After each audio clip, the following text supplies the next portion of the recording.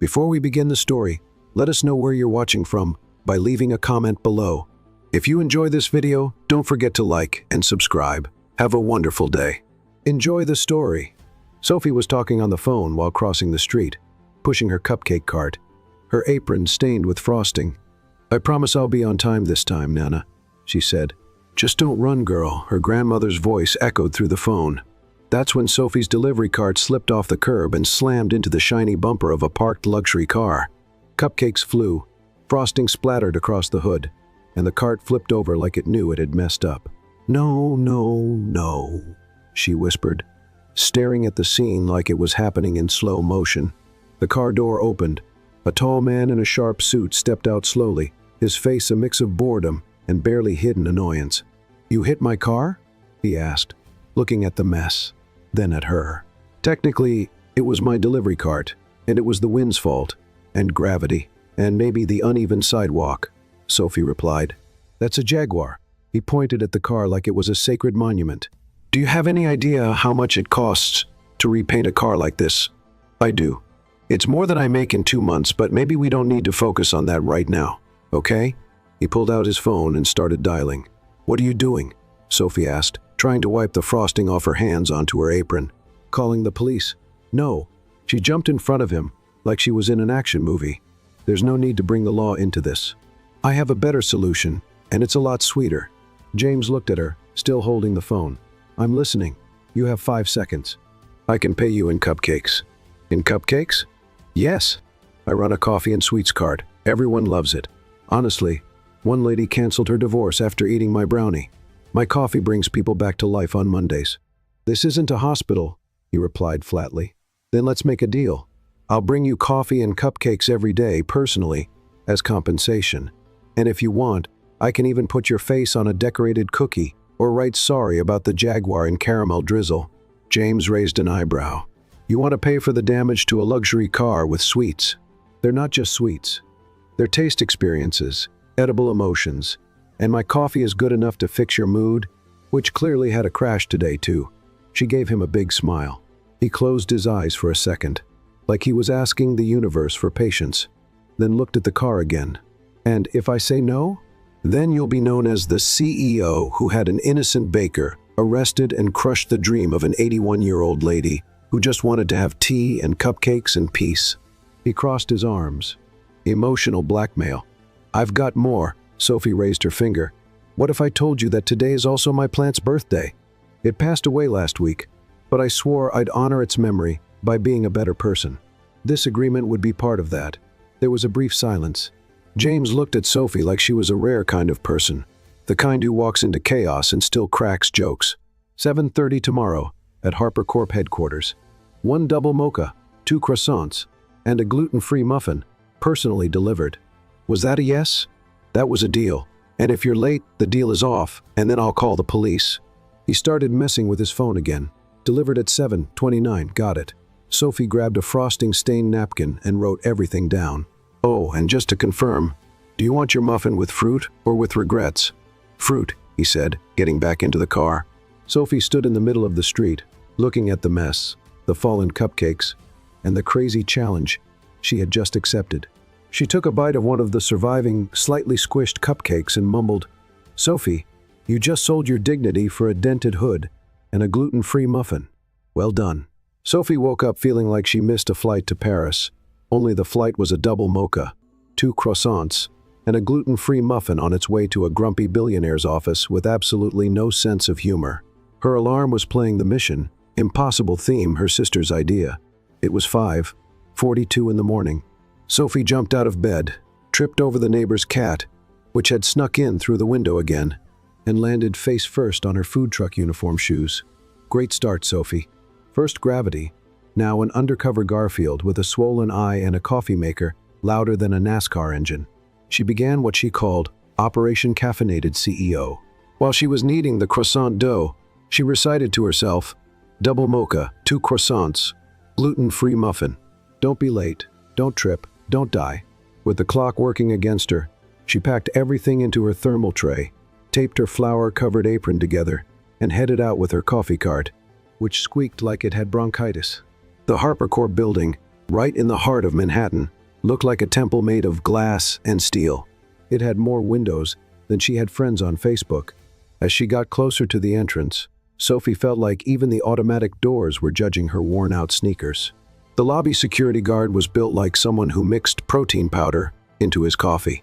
When she introduced herself, he looked at her like she was about to hand out pyramid scheme flyers. "I'm James Harper's official caffeine supplier," she said with a smile. "Here to keep him from eating his employees before 9. He didn't laugh. She was used to that. "ID? I've got a napkin with my name on it. Does that count?" Another deadly stare. He called the executive floor. "She's here. The one with the cart." "Yeah, it's like a sitcom." He hung up. 31st floor. "Don't touch anything. Not even the elevator?" she asked. "Not even." He didn't answer. Sophie stepped inside.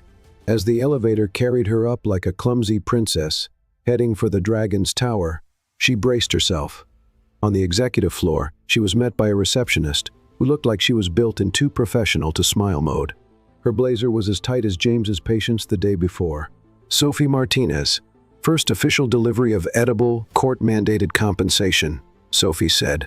The receptionist pointed with her chin toward the glass office next door, never taking her eyes off the screen. Sophie took a deep breath, pushed the door open with her shoulder, both hands full with the tray, and stepped into the CEO's lair. James sat behind a desk that probably had its own zip code. His laptop looked more expensive than her car. He didn't look up. "You're late. It's 7:31, Mr. Harper." "That still counts as 7:30 in 48 states. He ignored the joke. Sophie set the items down on the desk with a flourish worthy of a Broadway waiter. A double mocha made with artisan beans ground by hand, 2 blessedly crispy croissants, and 1 gluten-free muffin that cost me my soul and $16 in ingredients. James took a sip of the coffee and bit into the croissant like he was reviewing a tax report. "It's edible." That was almost a compliment. "Are you okay? Should I call a doctor?" He didn't blink. "Bring the next delivery tomorrow, same time. Any feedback? Yelp review? A wish for peace and light?" Less talk, more punctuality. Sophie rolled her eyes and headed out. At the door, she bumped into a giant vase in the reception area and nearly turned into a modern art sculpture made of coffee. On the second day, Sophie arrived 2 minutes early. James looked at his watch, then at her. "Still late. You know what you need? A sympathy muffin with leave me alone frosting." All week, the routine stayed the same. Sophie showed up. James barely spoke. She tried to make a joke. He chewed like a corporate robot. But slowly, something started to shift. On Wednesday, she handed him the muffin with a little note attached. "May contain traces of humor. Please alert us of any allergies." On Thursday, he returned the coffee cup with a sticky note. "No side effects. You may proceed." Sophie was so excited she forgot her tray on the executive floor. By Friday, she was exhausted. Her grandmother had needed care overnight.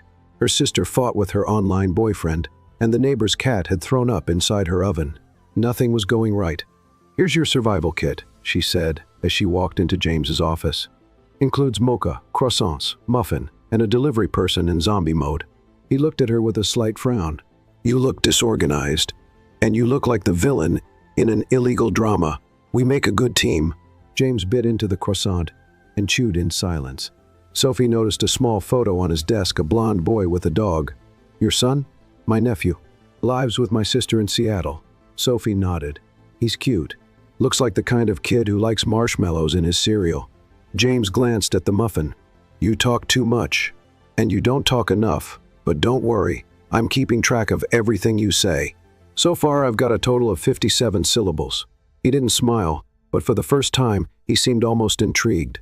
Later, as Sophie left the building, she bumped into a man in a suit with an easy laugh. "Whoa, coffee with a jump scare?" she joked, trying to balance her tray. "You must be James Harper's famous walking caffeine." "He talked about me?" she asked, surprised. He said something like, "She's loud, dramatic, and insists on putting notes on the muffins, but she shows up on time, more or less. That's pretty much a love letter in Harper essay. Good luck. He's not as bad as he seems, just harder to figure out than a puzzle made of blank pieces." On Saturday, Sophie decided to try something new. She brought a small, personalized thermos with smiling cupcake drawings on the label. She wrote, "Daily dose of human tolerance." shake well before socializing. When she handed it over, James looked at the label in silence. Worried I'll sue you for having too much personality? If you're going to sue me, make it with caramel drizzle. It'll go with my record. He took a sip of the coffee, stayed silent. It's not as sweet today, he said. It reflects your soul, but I can make it sweeter tomorrow. Before she walked away, he mumbled, add a cheese roll on Monday. Her eyes went wide. What was that? A special request? Oh my gosh, you're evolving. He pretended not to hear, but she walked off practically dancing with her tray. That night, sitting on the couch with her grandma, Sophie thought out loud, Nana, Mr. Harper asked for a cheese roll. That's practically his way of saying good morning. If he ever asks for chocolate fudge, marry him. On Monday, she showed up with the cheese roll, a note on the napkin, and twice the enthusiasm. He ate everything without a word, but before she left he asked, are you always like this? Annoyingly charming? Yes. No, I meant persistent. Sophie paused for a moment. When it comes to muffins and grumpy billionaires, yes. He let out a short, muffled laugh, the first since the accident. She froze. Wait, was that a laugh? Am I hearing things? Hello, security. Harper has a fever. He just shook his head. Get to work, Sophie. And for the first time, she left with a full smile. The deal was working, but not exactly how she expected.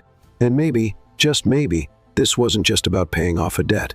It was the start of a connection built on coffee, sarcasm, cheese rolls, and something she couldn't name yet. The Harper Corp building was so fancy.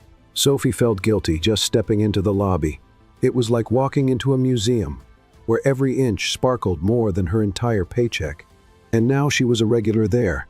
On her second visit, she tried to roll in with her coffee cart and tripped over the entrance rug. James's cup flew straight onto the beige jacket of a man who turned out to be an international investor. Oh my goodness, I'm so sorry. I've got napkins, baking soda, the spirit of a housekeeper, whatever you need, she blurted, panicked, trying to clean the stain. Are you kidding me? This is coffee, double mocha, organic beans. It stains, but it's premium. The man huffed and stormed off. Sophie was left in the middle of the lobby, holding the empty cup and what was left of her dignity. The next day, she tried to take a shortcut through the hallways and accidentally walked into the security wing. She only realized when two guards with stern faces showed up. Do you have clearance to be here? I have divine clearance to spread coffee and joy. ID. I have a badge from the coffee shop and a loyalty card with 8 stamps. She was escorted back to the front desk by 2 large guards while employees watched, trying not to laugh. Of course, James heard about it instantly. The coffee lady almost broke into the IT department. Clara, his assistant, said with amusement. He just muttered while reading something on his tablet, but the moment she left the room, he quietly typed on his phone, Clara, find out everything you can about Miss Sophie Martinez, discreetly. Over the next few days, Sophie was mistaken for an employee 3 times. A new intern saw her with the tray and said, Hey, do you know where meeting room 4B is? I barely know where my own sanity is. So, you're from HR? I'm from coffee, which is kind of like HR for emotions. While Sophie kept racking up awkward moments in the city's fanciest building, James watched from his glass office. He couldn't understand why that clumsy woman kept taking up space in his thoughts. Clara eventually handed him a short report. Lives in Queens. Cares for her elderly grandmother and teenage sister alone. Dropped out of college to support them. Works 2 shifts. Never late on rent. No legal issues. She's honest. James didn't respond right away. He just stared at the screen. And she still finds time to make filled croissants, he muttered. Pardon? Nothing. Keep working. Friday night, and the Harper Corp building was almost empty. James was still working, as usual, watching the city below while finishing reports. That's when he saw her. Sophie was on the sidewalk in front of a fancy restaurant on the corner. She held a tray of coffee and looked clearly embarrassed. Across from her, a woman in a red dress was yelling loudly. Do you really think I'm going to accept this? This garbage you call a latte? My dog has better taste than you. Ma'am, the order came with caramel because that's what was on the ticket. I asked for no caramel. Are you stupid or just pretending? Sophie lowered her eyes, trying to keep her voice steady. I'm sorry. I can replace it, no charge. Do you think I need charity? Look at you. You shouldn't even be here. People like you should be selling cheap stuff in the suburbs. The words hit Sophie like a punch. Before she could respond, a new voice came from behind her. "Are you sure you want to keep having this conversation in public?" The woman in red turned around. James Harper stood there, flawless suit, cold stare, hands in his pockets. "And who are you?" she asked with a tone of disdain. "The CEO of Harper Corp and the person who funds part of your investment portfolio, Miss S. Langley." The woman's face went pale. "I didn't know that." "Well, now you do. And I tend to appreciate people who treat others with respect. You know, that helps with corporate image reports." Sophie stood there in shock. The woman mumbled something and quickly walked into the restaurant. Silence. "You were inside?" Sophie asked, still confused. "I was in the building, saw it from the window, and decided to become a street hero. Let's just say I hate arrogant people, especially when they're picking on someone who doesn't deserve it." She took a deep breath, her eyes still wet. "Thank you. I've heard things like that before, but not so publicly." "Don't thank me. It was instinct." Sophie looked at him. For the first time, she didn't just see the cold, calculated CEO. There was something else, a man who didn't tolerate injustice, a man who'd been watching from afar but saw more than others did. She gave a slight smile. "And here I thought you only knew how to criticize muffins." "Don't make me regret it," he said, though there was a hint of a smile. Sophie turned around with the tray in her hand. Before crossing the street, she looked back. "Hey, James, thanks. Really, for the classy rescue." He nodded slightly. As she walked away, he stayed there, watching, not admitting even to himself that something inside him had changed. And, for the first time, James Harper found himself thinking that maybe, just maybe, life wasn't only about contracts and glass walls. Sophie didn't know shame could last over 48 hours, but ever since James stood up for her on that sidewalk, she'd been caught somewhere between confusion, embarrassment, and mild panic at the thought of running into him again. So when she got a call offering a last-minute catering gig at a gala event, she jumped at the chance. She needed the money, the distraction, and, honestly, she wanted to prove to herself that she could be professional, even in places where she didn't quite feel she belonged. Custom dessert table for a corporate event. The woman on the phone repeated. Formal theme, high-end guests, nothing flashy. The company name, Vellum Events, but the event sponsored by Harper Corp. Sophie, without thinking too much, said yes. Only hours later did her brain make the connection. Harper Corp? No way it's him. No, must be another Harper. Probably a cousin. There's always a cousin involved in these things, but the universe doesn't usually deal in hopeful guesses. On Friday night, Sophie arrived with her boxes of desserts at the main hall of the Astoria Grand, a venue so luxurious the floor tiles seemed to glow on their own. As she arranged truffles and macarons, she heard over the sound system, "Good evening, ladies and gentlemen.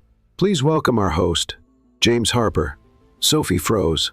A spoon dropped to the floor. A waiter nearby raised an eyebrow. "Of course, because the world is small and irony is huge," she muttered.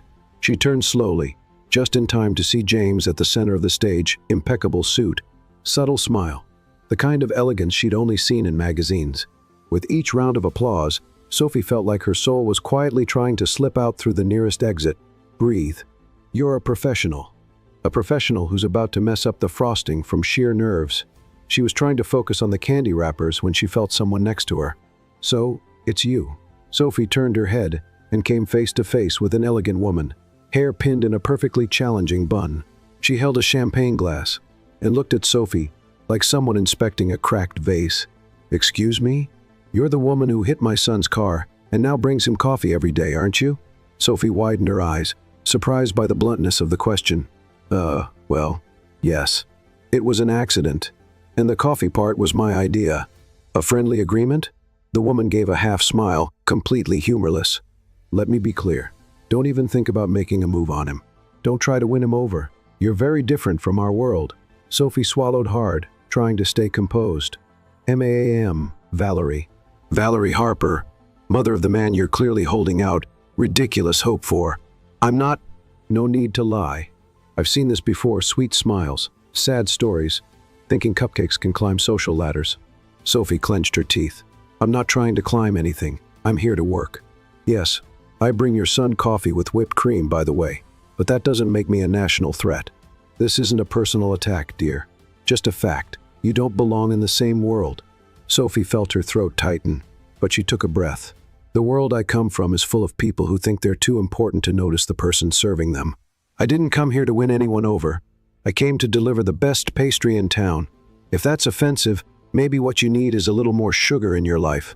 Valerie stared at her for a long moment, then turned with elegance and walked away like she was floating. Sophie let out a slow breath. What a night, she muttered.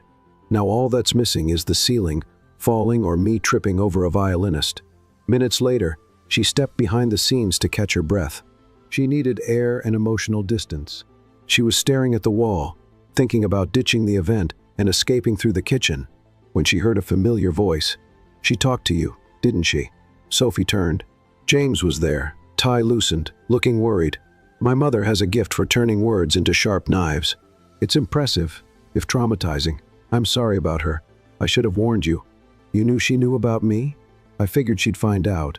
I just didn't think she'd come after you. Sophie let out a dry laugh. You're different from our world. That was the line of the night. Beats the restaurant lady who called me a Brooklyn roach. James ran a hand through his hair, clearly uncomfortable. I'm trying to keep her from interfering, but it's not easy. I'm not some charity project, James. You don't have to fix anything. Just don't pull me into your world.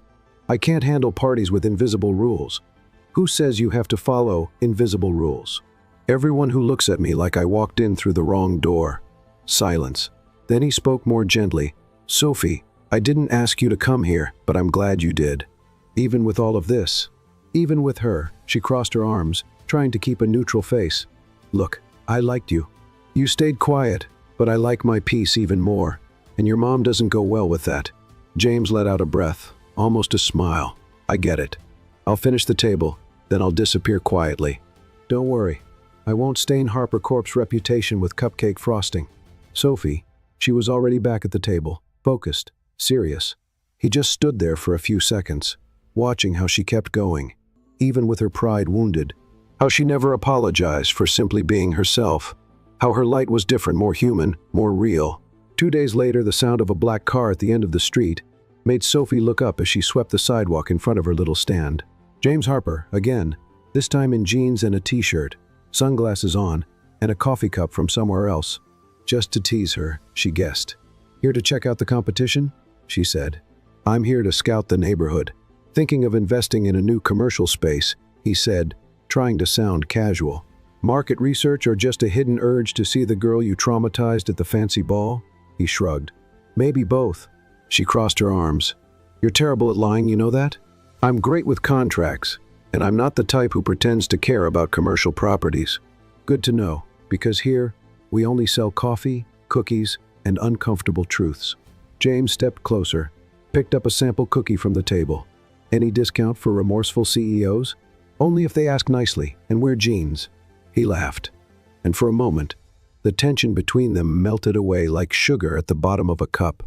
Sophie didn't know what James was looking for, but she knew one thing.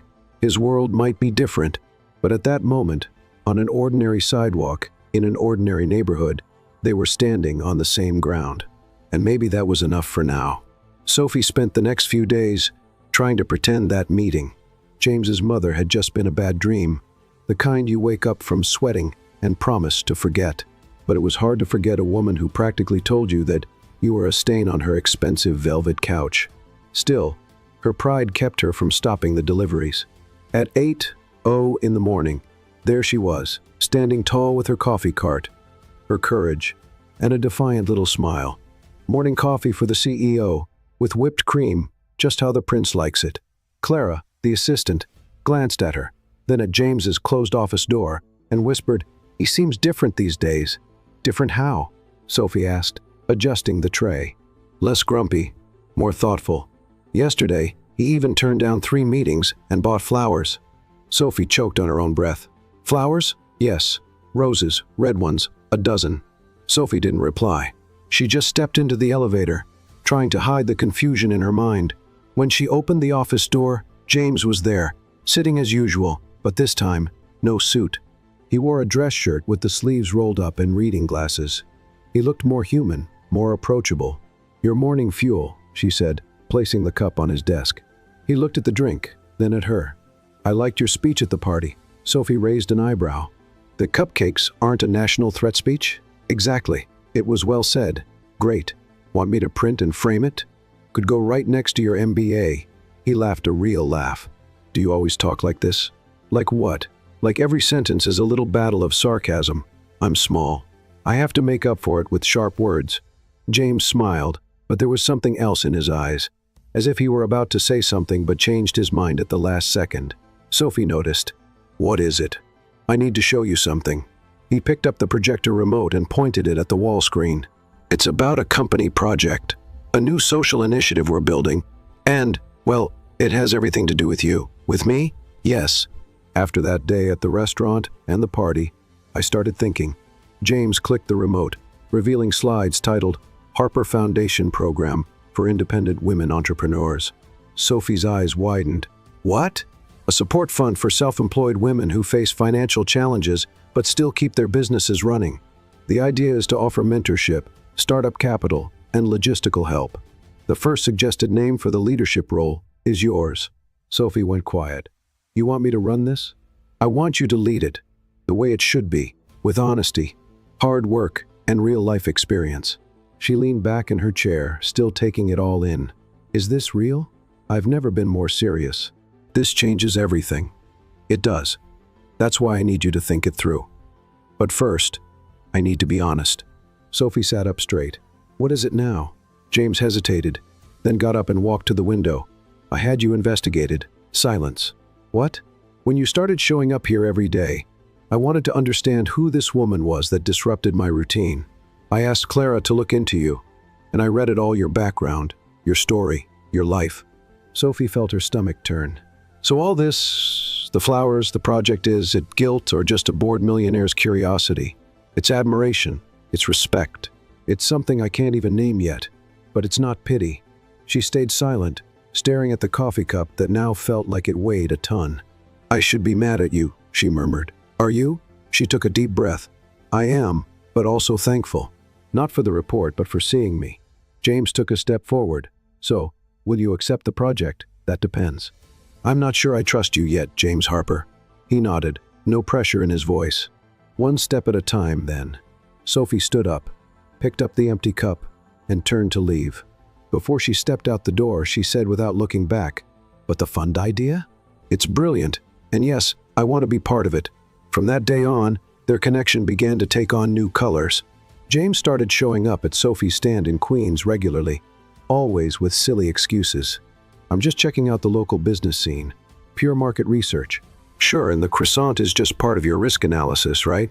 She began visiting the Harper Corp headquarters, not just with coffee, but with ideas, sketches, dreams.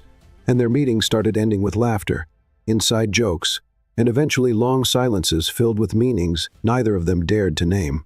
One afternoon, Sophie was helping her grandmother tend the small garden in front of their building when a black car pulled up. James got out, wearing dark jeans and a leather jacket. I brought this, he said, lifting a box. This what? Pancakes, made by me. Found the recipe online. Sophie's eyes widened. You cooked? What kind of CEO do you think I am? The kind who prefers five-star restaurants over frying pans. He handed her the box and looked at Sophie's grandmother, who was sitting in a wheelchair with the sun on her face. Are you the famous Mrs. Evelyn? Depends. Famous for what? For having a granddaughter who can throw millionaire executives off balance. The lady laughed, and James instantly earned a point. Sophie invited him upstairs, and for the first time, he saw the small apartment where she lived with her grandmother and younger sister. Everything was simple, but clean, organized, and full of life photos on the walls, notes on the fridge, the smell of real food. James stayed quiet, taking it all in. This felt more like home than any penthouse he'd ever owned. You're awfully quiet, Sophie said. I'm impressed. With the mess, with how real it all feels, and how light. Her younger sister appeared in the hallway, wearing a band t-shirt and a suspicious look. Is this the coffee guy? This is James, Sophie replied. The famous James with the wrecked car? He cleared his throat, a little embarrassed. Is that an urban legend now? There's even a meme, Sophie joked. Great. Just what my reputation needed. The three of them laughed, and James felt that this sound was better than any applause at a board meeting. That night, when Sophie walked him to the door, They stood quietly in the hallway for a moment. "Thanks for letting me in," he said. It wasn't a favor. It was inevitable. Silence. "What if I want more than just meetings and projects?" James finally asked. Sophie looked at him. "You do?" "Yes." She took a deep breath and gave a slight smile. "Then you'll have to deal with your mother, your reputation, and my pride. I've always been good with challenges." She stepped back and said, "We'll see," and gently closed the door. Later, sitting alone in the living room, Sophie looked at the coffee cup on the table. She remembered clearly the day it all began, the car accident, the fear, the ridiculous deal to bring coffee every day so she wouldn't get sued. Now she was part of his life, and he part of hers. But the world they lived in was still full of walls, and even though she didn't know what would come next, she was sure of one thing. No matter what happened, she wouldn't let anyone, not the past, not the pressure, erase the woman she was.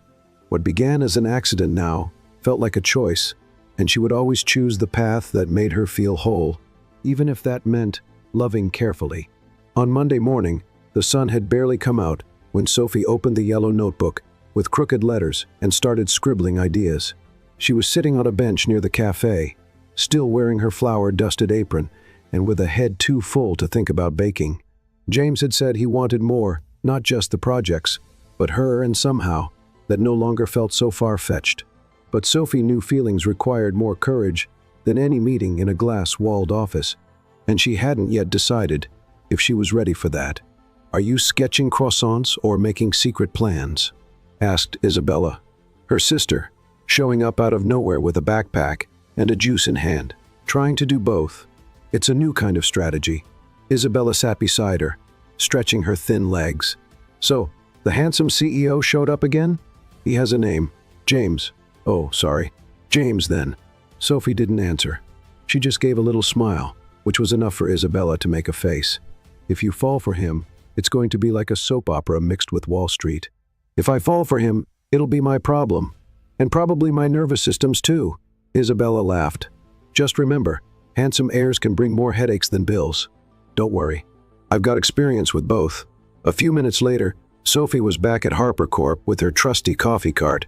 This time, along with the usual orders, she carried an envelope with 3 pages of notes for the social project ideas about mentorships, hands-on workshops, partnerships with small suppliers. When she got to James's office, Clara stopped her before she could knock. "He's in a meeting with the board, but he said for you to wait. And he left this." Clara handed her a small package wrapped in gray paper. Sophie looked at it curiously and, when she opened it, found a silver keychain with the letter S engraved on it, along with a handwritten note, "Just a reminder that you already have the key to unlock big things." She felt a sudden warmth in her face. She slipped the keychain into the pocket of her apron like it was a jewel. 2 hours later, the office door opened, and James walked in, no tie, looking tired but alert. "Come on in." Sophie followed him and handed over the envelope. He opened it carefully, going through the papers one by one. "This is more than I expected. You thought of everything."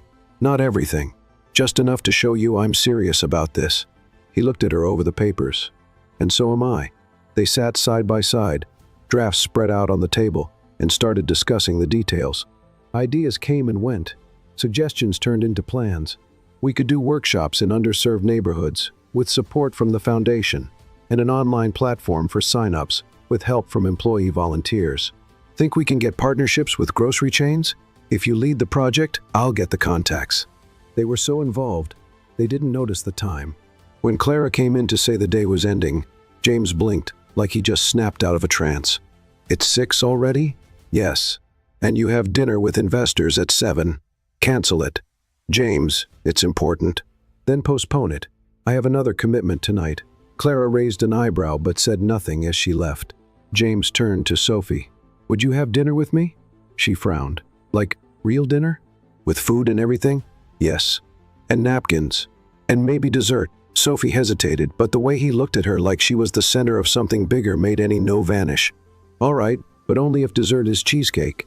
They went to a small bistro in Brooklyn, far from the city buzz. The place was cozy, with dim lights, wooden tables, and the smell of basil in the air.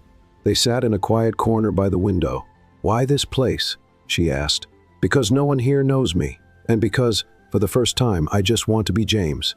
Do you realize how romantic and dramatic that sounds at the same time? I'm trying a new style.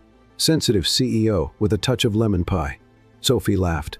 Over dinner, they talked about everything: childhood failures, favorite songs, unspoken fears. James talked about the pressure of running an empire, about an absent father and a controlling mother. Sophie spoke about the mom who left too soon, the strong-willed grandma, the rebellious sister. That's when James reached across the table and took her hand. "Sophie, you throw me off balance."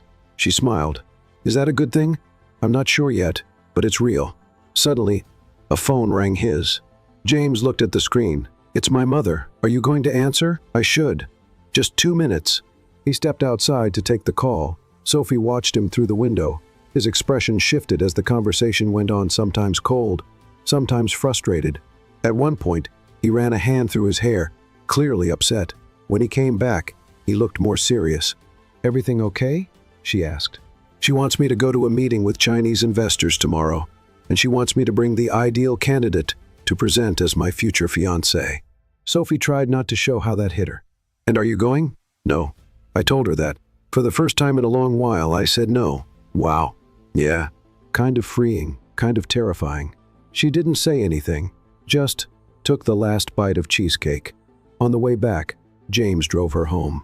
He stopped in front of her building and turned off the engine. "Sophie, I don't know what this is turning into, but I know I don't want it to end." She stayed quiet for a moment. "You're not used to hearing no, are you?" "Not really." "Then maybe it's time you learn.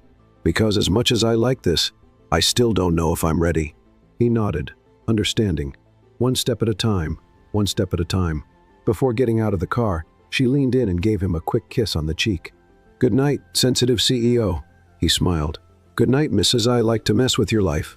Sophie walked into the building, feeling like the ground was a little lighter under her feet. But outside, James sat in the car for a few more minutes, staring at the door. He knew that, from this point on, there was no turning back. The next morning, Sophie woke up to a notification on her phone.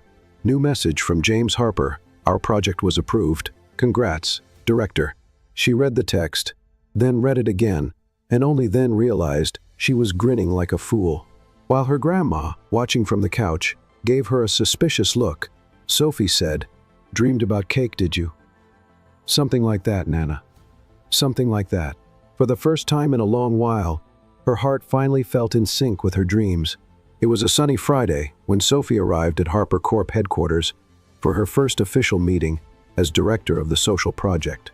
No more coffee cart, no more aprons smelling like cinnamon. She wore a simple but elegant dark blue dress, and her hair was pinned back with a modest clip.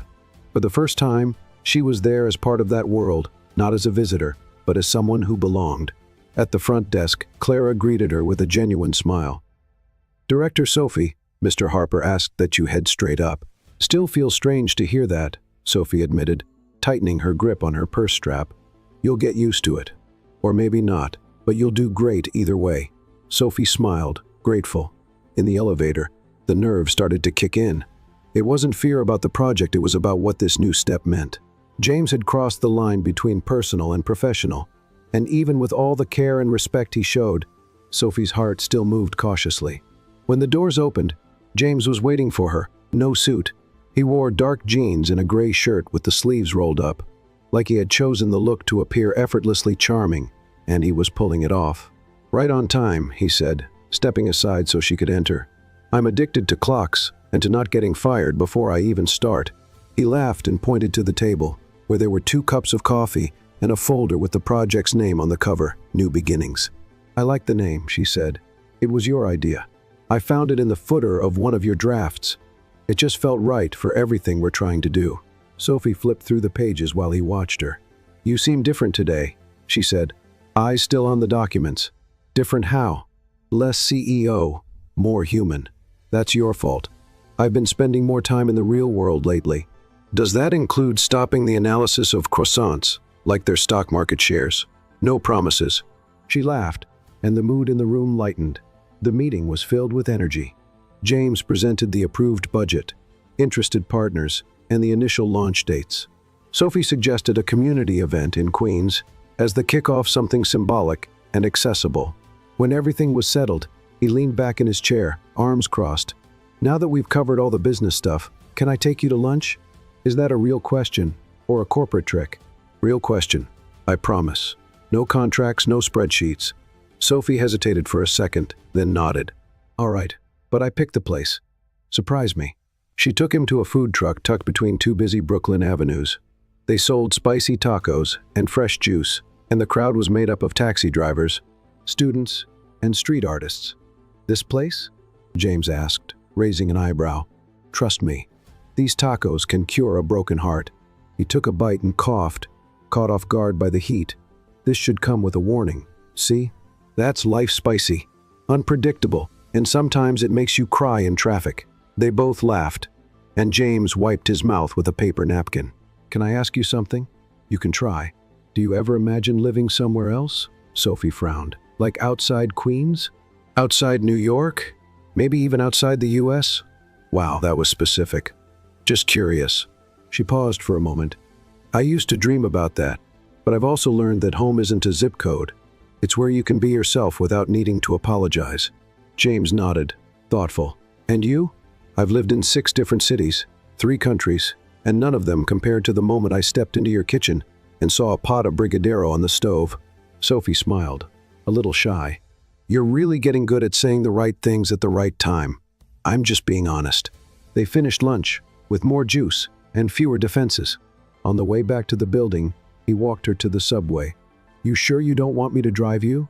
I'm sure. Today, I want to go home alone, get my thoughts in order. And my heart, too. He understood. So, see you tomorrow. Tomorrow's Saturday. I know. She raised an eyebrow but didn't answer. She just walked down the subway steps with a smile on her face. That night, Sophie stayed up late, sitting on the couch with her grandmother and Isabella, watching an old movie and debating what is and isn't love. Love is when someone knows your flaws and still chooses to stay, said her grandmother. Love is when you give up the last slice of pizza, said Isabella. Sophie laughed. Love is when you feel like you can be silly, and the person won't leave. They looked at each other and laughed together. The next morning, James showed up unannounced. He had a paper bag in hand and an expression that looked anxious. I brought muffins. Baked by me, or at least supervised by me. Is this an apology or an attempted poisoning? Depends on your taste. They went upstairs and had coffee together, this time with Sophie's grandmother officially present. She already seemed to like him. And what is it that you do for work? She asked. Business. Lots of paperwork, not much excitement. But now, with Sophie, things feel different. She smiled, clearly pleased. Later, when they were alone on the porch, James approached her carefully. Sophie, can I ask you something a bit more serious? Good start. You even used the word serious. I like you, not in a vague or distracted way. I really like you, and I want to try this. If you want that too. Sophie took a deep breath. You know my world's pretty different from yours, right? And you know I'm tired of my world, right? It won't be easy.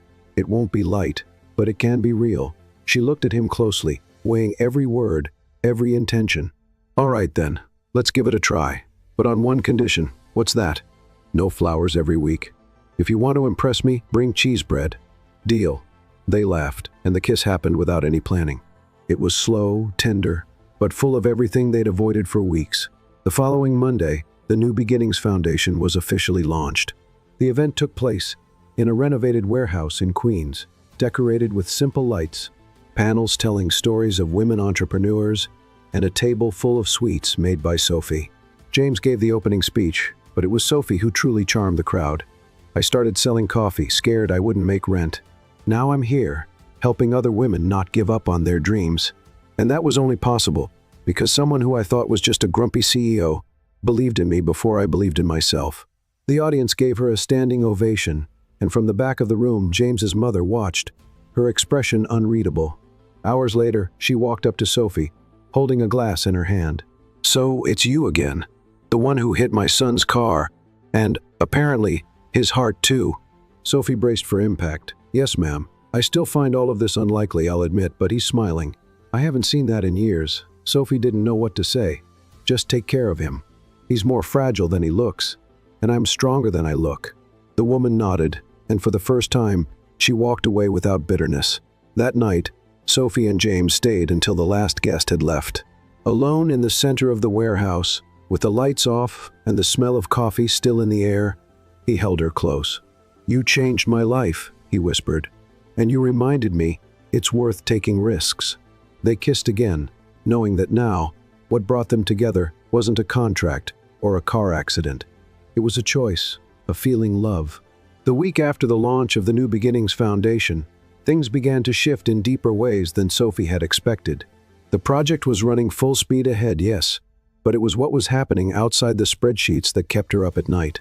James was just as kind as ever, but now there was something more in the way he looked at her, a deeper care, an attention that went beyond the professional. And even though her heart beat a little faster, Sophie also felt the weight of all the things they hadn't said yet. That's why, when he invited her to spend a weekend out of town, she hesitated. "It's just a quick retreat with investors," he explained. "But there'll be a welcome dinner, and I thought maybe you'd want to come with me." "James, I don't have clothes for that kind of event." "That's easy to fix. A company card can solve that. Or you could wear your famous dark blue dress." "I like that one. It's not just about clothes." He got it right away. "You're afraid of being judged again. I survived your mother, but I still remember the way she looked at me like I was an accident that shouldn't have happened." "You're not an accident, Sophie. Not in my life and not in this project." She looked away, but after a few seconds she said, "All right, I'll go, but on one condition." "Another one?" "You have to promise that if I trip and spill red wine on someone, you'll pretend it was part of a performance art flash mob." "Deal." On Saturday, Sophie packed a small bag and left Isabella and her grandmother in charge of the house, with handwritten notes and carefully labeled frozen meals. The black car pulled up in front of her building right at 9:00 a.m. James got out, wearing a light blazer and sunglasses. He looked like he'd stepped out of a fancy cologne ad. Sophie, on the other hand, wore dark jeans and a cream blouse that she kept tugging down every 3 minutes. "Does this look okay?" she asked, as soon as he opened the car door for her. "It looks better than okay. It's you, and that's what matters." The drive to the resort was filled with light conversation, spontaneous laughter, and comfortable silence. Sophie shared stories from the cafe eccentric customers, delivery mix-ups, while James admitted that his worst nightmare was being forced to network with people who talked about percentages over dinner. "I don't think you were born to be a CEO," she said, amused. "I think I became a CEO to hide from the rest." "From what?" "From my own mess." They arrived around noon. The resort was tucked away, surrounded by trees, with a view of the lake. There was a golf course, a spa area, and a large glass hall where the evening dinner would take place. Sophie felt out of place the moment she stepped into the lobby. Everything was too white, too quiet, too fragrant. "This place makes me feel like if I sneeze, someone will find me," she whispered to James. "Relax. Most of the people here only seem fancy because they're afraid of being found out." In the room reserved for her, a long dress was hanging in the closet, deep burgundy, simple yet elegant. Sophie's eyes widened. "Did you have this arranged?" "No, Clara did, but I approved. Actually, I lost the vote. She wanted something with more sparkle, said you don't need to compete with anyone, just shine." "I'll pretend that didn't move me," she said, trying to hide her smile. Later, walking into the hall with James at her side, Sophie felt every eye turned toward them, some curious, others with that quiet judgment she knew all too well. She held onto his arm and whispered, "What if I fall? Then I'll fall too. We'll make the headlines, CEO and guest faint from love and wine." She laughed, and suddenly, it was easier to breathe. During dinner, James introduced Sophie to some investors. With ease, no formal speeches, no awkwardness. He spoke of her like part of the team, not as a guest. When he talked about the foundation, he made sure to say the idea came from her and that he had only believed in the project. At one point, a man with graying hair approached and said with a slightly crooked smile, "So, you're the famous Sophie, the girl who became a fund director after crashing into the boss's car." Sophie smiled, unshaken. "Imagine what I could do if I crashed into a helicopter." James nearly choked on his wine. The man let out a forced laugh and walked away. "You're amazing," James said, laughing. "You clearly don't care about your reputation. I care more about the truth. And in this case, the girl holding her glass in her left hand, so she doesn't smudge her bracelet." "Technical details," she said, smiling. The rest of the night passed with an unexpectedly light mood. They danced once awkwardly, clumsily, with James missing the rhythm, and Sophie laughing so hard she almost lost a heel. But no one seemed to care, or if they did, they hid it well. Back in the room, Sophie still felt her cheeks flushed.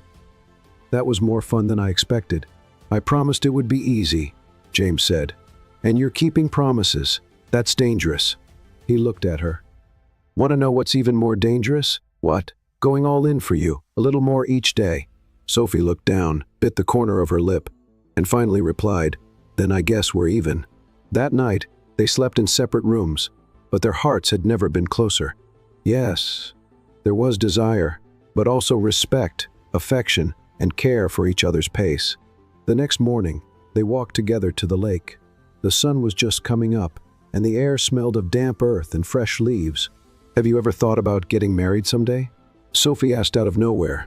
James didn't hide his surprise. "I've thought about it, but I always saw it as contracts and obligations. Until I met you." She looked at him, curious. "And now?" "Now it feels simpler. Like signing a blank agreement, just built on trust." Sophie laughed. "You really have a gift for turning everything into CEO talk. Blame the corporate trauma. But I'm in recovery." They stayed quiet for a while until Sophie said, "I'm afraid of becoming just another story that started out different but ended like all the others." James took her hand. "Then, let's write our own story. All the way through, page by page. No rush, but no running either." She nodded, still not sure how to handle it all, but for some reason, for the first time in years, she felt like she could just try. On the way back to New York, the silence in the car felt different. It wasn't awkward, it was understanding. "Next week, we have the second round of interviews with the entrepreneurs. Remember?" James said, already halfway there. "I remember. And I've gone over the questions 3 times. You're amazing, you know that?" "No, but thank you for reminding me." It was late afternoon when they reached her neighborhood. As she got out of the car, Sophie paused for a second before entering the building. "James? Yes? You don't need to convince me of anything." "What do you mean?" "You don't need to prove you love me. I already know." He didn't answer with words. He just looked at her in a way that said everything and more. After she went inside, James stood there for a few minutes, looking at the entrance of the building, as if it were a starting point. And maybe, in a way it was. On the other side of the door, Sophie leaned against the hallway wall and smiled to herself. Yes, she was afraid, but now she was also in love, and for the first time, willing to really live it, no breaks, no doubts, no holding back. The weekend had been magical, but Sophie knew, as she always had, that real life doesn't take holidays, and love stories don't get special treatment. On Monday, when she arrived at the headquarters of the New Beginnings Foundation, the reception area was busier than usual, and the looks, well, they were different, curious. People whispered and smiled as she walked by. "Looks like Director Sophie came back from her trip with the CEO," murmured one of the assistants, not even trying to hide the tone in her voice. Sophie pretended not to hear, but inside, she felt the weight of the judgment she had always feared. In the elevator, she ran into Clara, who hugged her warmly. "Don't worry. They'll talk about it today. Tomorrow, they'll move on. I didn't even say anything, but they have eyes in social media. You were tagged in 3 photos from that gala dinner." Smiling, standing next to James, and wearing a dress worth more than my rent. It was borrowed, and that pose wasn't on purpose. I tripped and fell into his arm. Clara laughed out loud, and I bet he didn't mind one bit. In the office, James had his head buried in reports. When he saw her, he looked up and smiled that small, quiet smile that said so much. "Good morning." "Morning. Charming CEO. Ready to handle some corporate gossip?" "Always. My secret is to ignore it with style." "Ah, the classic no-comment approach." "Exactly." Sophie sat at the meeting table, but the air felt heavy. She knew something else was coming, and it did. James closed his laptop, crossed his arms, and spoke seriously. "We need to talk." 3 words that chill any romance. "About what?" "About the board. They found out about our trip, and they're not happy." Sophie's stomach turned. "Why?" "Because they're paranoid. They think I'm mixing my personal life with business, and now they want to review the foundation project." "The project they already approved?" "The same one. They're claiming it was approved based on emotion, not on data." Sophie stood up, outraged. "That's ridiculous." "I know, but the corporate world loves a scandal, even if they have to make one up." So, what are you going to do? Fight? I'll defend every line, every proposal, every action you've taken. But Sophie, he hesitated. The pressure might get worse. They might try to remove you from the position.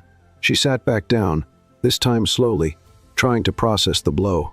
I won't back down, she said firmly. If they want to see professionalism, they'll get it. And if they want to fight, I'll bring coffee and courage. James smiled, proud, but there was something else in his eyes, worry. That week, the meetings with the board intensified. Sophie spent hours redoing spreadsheets, defending reports, and proving with hard data what was already clear in the foundation's social impact. At home, her sister Isabella noticed something had changed. You seemed different, more serious, more tired. Growing up is hard work. So is loving someone, right? Sophie stopped chopping vegetables. What are you trying to say? That you and James have something, but it's like you're always afraid to really be happy. Sophie stayed quiet for a moment. I just don't want to rely on that to feel complete. But you already are complete. And maybe that's exactly why he likes you so much. On Thursday, while going over reports at the foundation, Sophie received an anonymous email with the subject line, "Do you really know who James Harper is?" The contents were worse than she expected: leaked documents, old messages, and a list of businesses closed by his strategic decisions that hurt small shop owners. In some, employees were laid off in large numbers. In others, there were lawsuits. Nothing illegal, but everything cold, corporate, and personal. Sophie felt a tightness in her chest. This wasn't the James she knew, but she couldn't just ignore it. At the end of the workday, she walked into his office without knocking. "We need to talk." "About what?" "About the companies you shut down, the jobs that were lost." James slowly closed his laptop. "I figured this would come up, and you didn't think you should tell me? I thought you already knew. My past wasn't exactly clean. I was the kind of CEO who followed numbers and only numbers. That's how I was trained to cut where it hurts, as long as it didn't bleed on paper. And now? Now I'm trying to fix it. With you, with the project, with every woman who finds a chance in this foundation to no longer depend on anyone." Sophie didn't respond right away. She was still processing. "Have you changed?" "I'm trying. And maybe part of that change is because you came into my life." She sat down across from him, still feeling uneasy. "I don't need a perfect man. I just need someone brave enough to be real. Then I'm your guy. Full of mistakes, but no desire to repeat any of them." That night, Sophie went home deep in thought. She lay down on the couch and turned on the TV, just for some background noise, but her mind was racing. This was the moment of truth. She could either choose to love an imperfect man who was willing, or stay alone, afraid of losing herself. On Friday, before the big meeting with the board, Sophie put together a presentation with photos, videos, and testimonials from women impacted by the project. She asked James to sit among the board members, just as a listener. "Today, I'll speak on my own." And she did, with strength, honesty, and emotion. This project wasn't born in a boardroom. It started with a coffee cart, late bills, and dreams crushed by lack of opportunity. It came from women who fight every day with what little they have. There was silence. Some hard expressions began to soften. And if your concern is my relationship with James Harper, know this: he's never given me anything but support. Everything you've seen here is mine, because I've lived every one of these women's stories. I know what I'm talking about. At the end of the presentation, no one dared to argue. As she walked out, James was waiting for her in the hallway. He didn't say a word, he just hugged her tightly. "You were brilliant. You were quiet. Was that hard?" "Yes, but it was necessary." By the end of the day, an official email went out to the board. The Recomenso Foundation would remain active, with Sophie as director and James stepping back from direct oversight to avoid conflicts of interest. "Does that hurt your position?" she asked. "Only if you leave me," he replied with a smile. Sophie felt a lump in her throat. The fight had been tough, but it had been worth it. That night, as they reached her neighborhood, Sophie stopped at the gate and said out of the blue, "James? Yes? Do you still want to write this story with me? More than anything." She smiled. "Then let's keep going. But this time, let's write our own chapters, not someone else's." And that night's kiss wasn't a goodbye. It was a promise. Life, even after so many twists and turns, seemed determined to test Sophie's patience. The days after the big meeting were intense, but there was a strange calm in the middle of the chaos.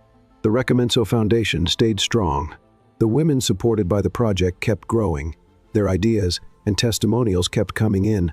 And suddenly, Sophie found herself in the role of mentor, advisor, and inspiration. She still wasn't used to that. Being an inspiration was scary, especially for someone who, not long ago, was tripping over office rugs and spilling coffee on expensive suits. James, on the other hand, respected the board's decision to step back, but stayed close in other ways: home-cooked lunches, midday messages, bouquets of cheese bread. Yes, he found a Brazilian bakery in New Jersey just to surprise her. Deep down, Sophie knew something was coming, but she had no idea it would be so grand. It was an ordinary afternoon, one of those when the New York sky looks like a faded watercolor. Sophie was leaving the foundation, carrying a box of documents, when she saw a black car parked at the door. The window rolled down slowly, and James appeared with a lazy smile. "Need a ride, Director?" "Only if the driver sings Beyoncé the whole way. I charge extra for that." She got in the car, laughing, but noticed something off. He seemed nervous, restless. "You okay?" "I am. I just thought we could do something different today." "Like what?" "Like dinner out. But really out. An hour away. You kidnapped my stomach. I kidnapped all of you. But don't worry. It's for a good reason." Sophie raised an eyebrow, suspicious, but she said yes. On the way, he played a playlist full of songs, she loved ones she was sure he didn't know. Most of them were her guilty pleasures, cheesy classics, 90s ballads, even an acoustic version of My Heart Will Go On. "Okay, what's going on?" she asked, as the car turned onto a tree-lined road with no cell towers in sight. "Trust me," he said, holding her hand. When they finally arrived, Sophie blinked in disbelief. It was an old barn, restored into a cozy event space. String lights gave off a soft glow. Flower petals lined the floor. Floating candles lit the room, and soft music played in the background. "All this is for you," James said, opening the car door and offering his hand. "Or rather, because of you." She walked with him to the center of the room. There, a small table was set for two, with candles and a friendly waiter who greeted them with, "Good evening, Mr. and Mrs. Harper," before disappearing quietly. Sophie's eyes widened. "Mrs. Harper?" "Spoiler," James replied. Dinner was light, delicious, and romantic, but she had a feeling something was coming. And she was right. After dessert, James stood up, pushed back his chair, and knelt down in front of her. Sophie put her hand to her mouth, stunned. "James, I promised I'd do this in a unique way. But you know me. I'm terrible with rehearsed speeches. So here it goes." He took a deep breath. "I met you in the worst possible way. Honking horns, flying coffee cups, and fear of the police. I thought you were a disaster, and I was right." She raised her eyebrows. "But you were the kind of disaster my world needed. You messed up my routines, turned my office upside down, made me taste cupcakes that cost me $1 million deals because I couldn't stop thinking about sugar. And worst of all, you made me feel." He pulled out a small box. Inside was a simple ring with a small blue stone, the exact color of the dress she wore at their first event together. "Sophie Martinez, will you be the CEO of my heart, the CFO of my smiles, the lifetime president of my days? Will you marry me?" She laughed through tears. "That was the most ridiculous and perfect proposal I've ever heard. Is that a yes?" "Of course it's a yes," she shouted, hugging him. As they kissed, the lights brightened, and a group of friends and foundation staff appeared, clapping and cheering. Clara was there, filming everything while crying. "This is going to blow up on the company's Instagram," she yelled. Isabella and Sophie's grandmother were there too. The older woman quietly wiped her tears with a handkerchief. And to top it off, a taco food truck pulled into the parking lot. "In honor of our first romantic lunch," James explained with a smile. The wedding took place in a garden just outside New York. Nothing grand, but everything felt like Sophie wildflowers, an altar decorated with dried leaves, and photos of the women from the Recomenso Foundation scattered across the tables. Instead of gifts, guests brought donations for women's entrepreneurship projects. James wore a light-colored suit. Sophie wore a flowing dress with a vintage touch. Her bouquet had no roses, just lavender and sprigs of rosemary. At the entrance, a sign read, "From coffee to the altar, our story had flavor and courage." Clara was the officiant, of course. She insisted, "We're gathered here not to talk about profits or balance sheets, but to celebrate a long-term investment. Love," she said, drawing laughter. As Sophie walked toward James, Her eyes sparkled brightly, no doubt, no fear. "Are you sure you don't want to run away right now?" he whispered playfully. "Only if it's with you. Forever." They exchanged vows that even made the waiters cry. James spoke about learning to feel, to listen, to let go. Sophie spoke about learning to trust, to open up, to love without fear. When they were declared husband and wife, guests tossed coffee beans in the air, Clara's idea, of course, and the band played an acoustic version of Can't Help Falling in Love. The reception was simple, full of laughter, clumsy dancing, funny videos, and cupcakes with signs that read, "A sweet new beginning." At the end of the night, while dancing alone in the garden with the last guests leaving and the sky full of stars, James looked at Sophie and said, "I love you," with all the spreadsheets and surprises. "And I love you," with all the stumbles and spilled coffee. They kissed, knowing that this story, the one that started with an accident, was never a mistake. It was fate. And there, among laughter, dancing, and love, they lived the first day of the rest of their lives together.